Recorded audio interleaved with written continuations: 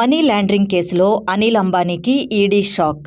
Reliance Communications Limited bank మోసం కేసుకు సంబంధించి ప్రముఖ వ్యాపారవేత్త అనిల్ అంబానీకి చెందిన 3,716.83 కోట్ల రూపాయల విలువైన పాలీహిల్ నివాస ఆస్తిని ఈడీ బుధవారం తాత్కాలికంగా జప్తు చేసింది.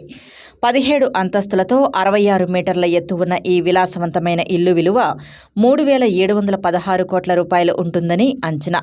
మనీ లాండరింగ్ నిరోధక చట్టం కింద ఈ చర్యలు తీసుకున్నట్లు అధికారిక వర్గాలు వెల్లడించాయి. అనిల్ గ్రూప్ కంపెనీలు కోట్లాది రూపాయల బ్యాంకు రుణాల మోసానికి పాల్పడినట్లు ఆరోపణలు ఉన్నాయి. రిలయన్స్ కమ్యూనికేషన్స్తో సంబంధం ఉన్న ఈ కేసులో భాగంగా ఆ ఇంటిని ఈడీ అటాచ్ చేసినట్లు సంబంధిత వర్గాలు తెలిపాయి. గతంలో ముంబైలోని 473.17 కోట్ల రూపాయల విలువైన ఆస్తిని కూడా ఈడీ అటాచ్ చేసింది.